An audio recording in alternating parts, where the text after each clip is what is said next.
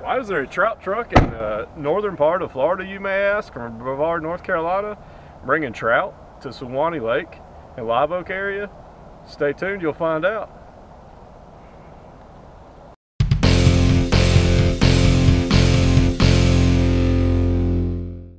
Dustin, what are we doing here, man? Oh man, we come to stock Suwannee Lake for the Florida Wildlife Commission. We got half-pound trout today, rainbow trout. They're about anywhere from 9 to 13-inch range in length. Nice. But I'm super excited, super stoked. Stay tuned, we got a good one for you. I'm Alan Martin with the Florida Fish and Wildlife Conservation Commission. We're here at Suwannee Lake. This is part of our Florida Trophy Bass Project.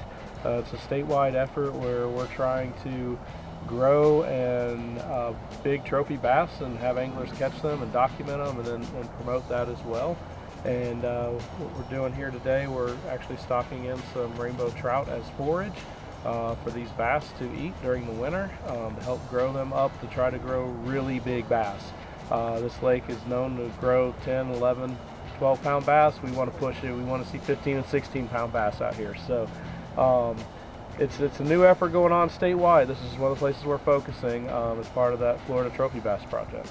Our Florida Trophy Bass Project is an effort that started a couple years ago here in Florida to really kind of get Florida and highlight it and keep it as, you know, the place in the country to go to catch trophy bass. One of the cool things we have in Florida is we have trophy bass everywhere. Like every water body we have, you have the potential to catch a trophy bass. Not just a few select reservoirs here and there. You can come down anywhere, have a good chance, but we're actually focusing some management on a few key places, trying to grow some really giant bass, trying to grow those 14, 15, 16, even 17 pound fish. We're also working through, along with our Trophy Catch program, which is our documentation program for trophy bass in the state. We've had that for 10 years now, and we're trying to just even get a higher number of fish documented in that program. And then we're going to be working to promote that and make sure everybody knows what great resources we have here. Is that an app or a website?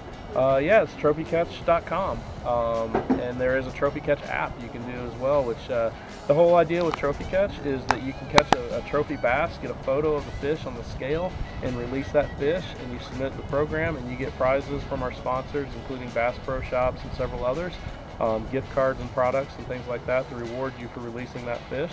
You catch one over 13 pounds, we call that a Hall of Fame fish, and you even get a free replica mount. Any water here in Florida? Anywhere in the state of Florida. Any bass over 8 pounds that's legally caught and photographed on a scale, the whole fish, we call it scale to tail. This is all the way down and released is eligible. Awesome. Yeah, so one of the concerns with using trout as a forage fish for bass in Florida is exotic species are a big problem in Florida. And we get a lot of tropical and subtropical exotic species, and because of our warm waters and warm temperatures, they survive and thrive in Florida. You know, we've done a lot of background research already with trout, and you know, they don't survive in warm waters that we have here, so it gives us a good control to where any trout that, you know, are not eaten during the cool months don't survive through the summer anyway, so they can't escape and be established. You know, that's one of our primary concerns. We don't want to do anything to damage any of our resources, and we're just trying to make fishing better and grow some big fish.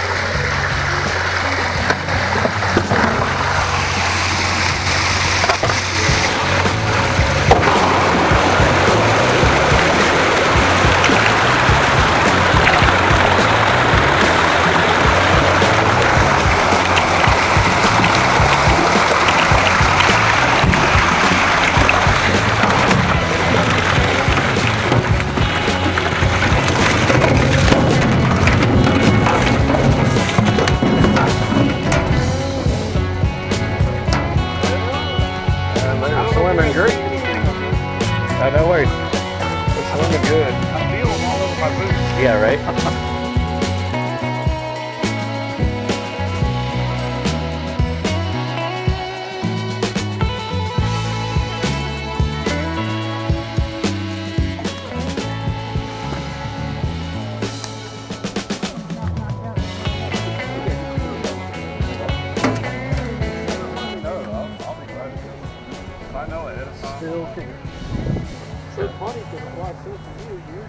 But this is the anesthetizer. Yep. Knocks him out. And we want him to be a little knocked out so that when Drew does his surgeries on there, he doesn't have a fish that's flopping everywhere, and we want to make sure that they're completely not feeling anything.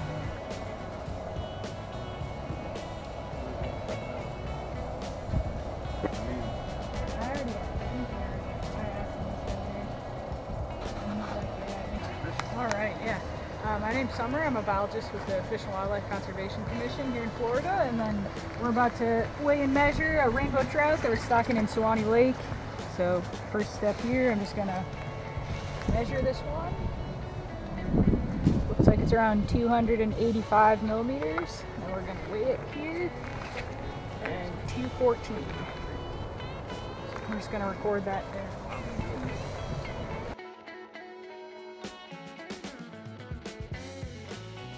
I'm Drew Dutter. I'm a research associate with the Florida Fish and Wildlife Conservation Commission, and today we're doing some telemetry tags in rainbow trout that we're stocking here at Suwannee Lake. So really what that entails is just a real quick, short incision into the body cavity. That'd be about a ½ inch.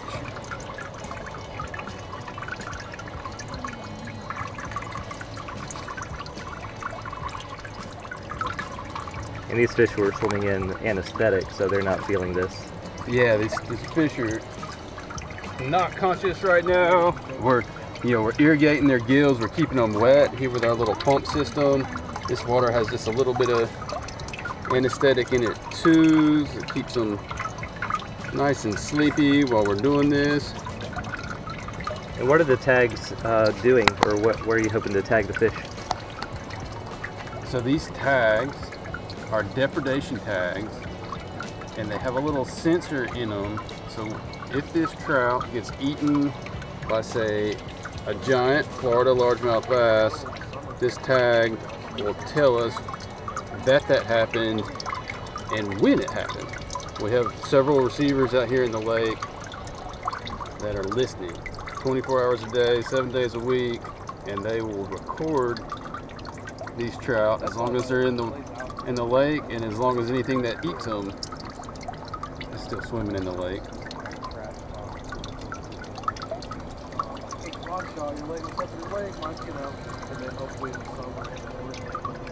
Yeah, I told you we'd be back in it. That type of stuff.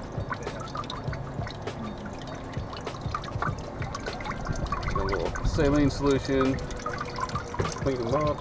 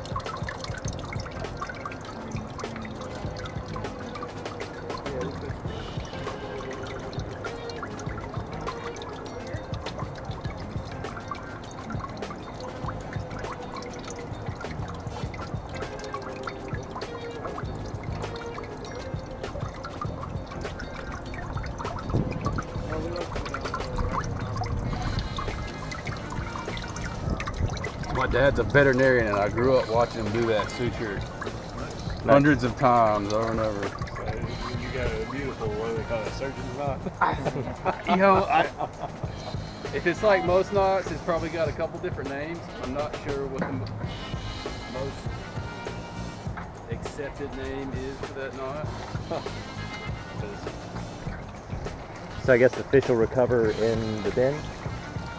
over there? The tub? The regular water? The tub in the boat doesn't have any anesthetic. And they're just going to recover. Some of these are going to go into a pen in the lake. Yes. And then some of them are going to be released directly into the lake after they get a chance to recover in that tub over there. And those pins are for controls, to be able to compare to tagged and non-tagged, just making sure they're still surviving and all. That's right. Well, in the pins, we're going to tag some of these with what we call a dummy tag that doesn't, it is made from the same materials, it's the same size as the functional telemetry tags. And this will give us an idea of what the survival of these telemetered fish is. The telemetry tags are quite expensive, so the dummy tags are a little bit cheaper, and it allows us to understand mortality and survival a little bit cheaper.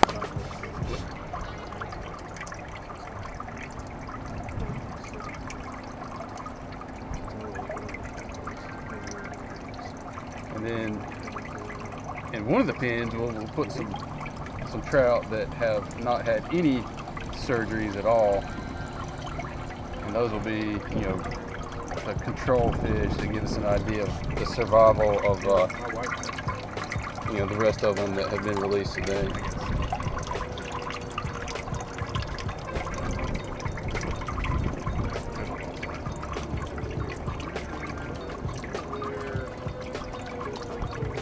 This has definitely been fascinating to watch. I hope this is a huge success for y'all. All the best, definitely. Yeah. Yeah.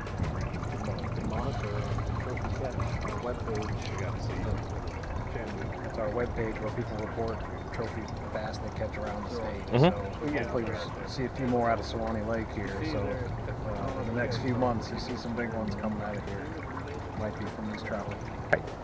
So we finished 10 of our dummy tags, our non-acoustic or telemetry tags, and now we're going to move on to these. These are our telemetry tags, our acoustic tags, and they have a polymer in them that gets degraded by stomach acid once they're digested by a fish.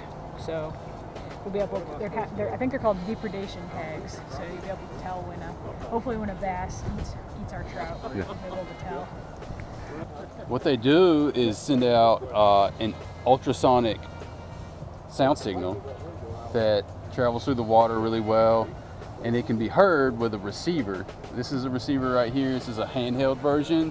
Out already deployed in the lake, we have 4 autonomous receivers that are just constantly listening for these tags, and they'll create a log whenever they hear them. And so I'll just see if we can demonstrate what they sound like. This is our handheld VR 100 receiver. So the signal is used to going through the water, but if I put the tag right on top of the hydrophone, it should pick it up. We'll have to listen for a few seconds, but it'll kind of sound like Morse code, where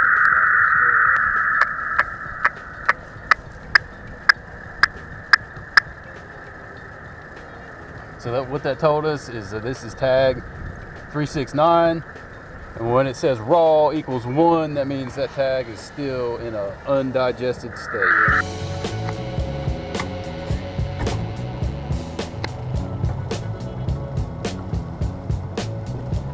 You having fun? Oh yeah, I'm having a blast. Yeah. It still works. There's one still upside down. I'm hoping that's the last one. That hasn't been covered yet.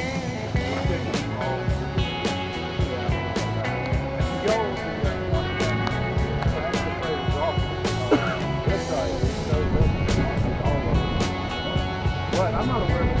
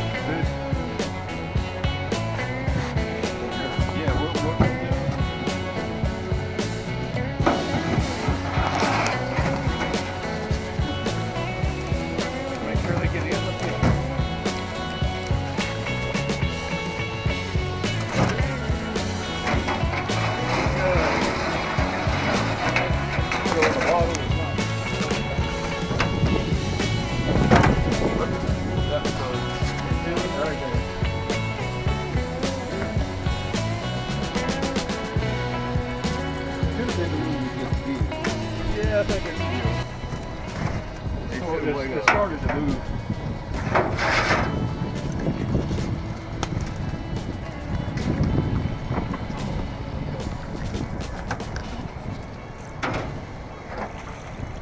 This is the one of our autonomous receivers. So went ahead and put it in the pit. Figured it's a safe place for it to be. Yep. And yeah, it's battery powered, so it's just out here listening. Nice. We have 3 of them. Close that can up or more? That's all. But for now, that's it. So Alan, in that.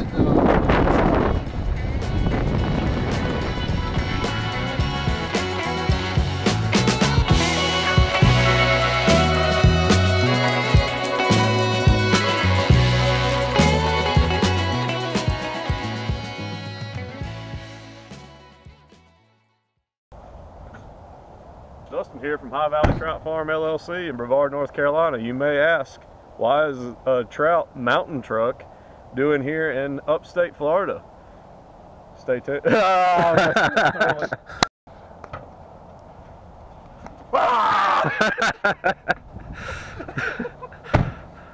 had to do that. Yeah, right?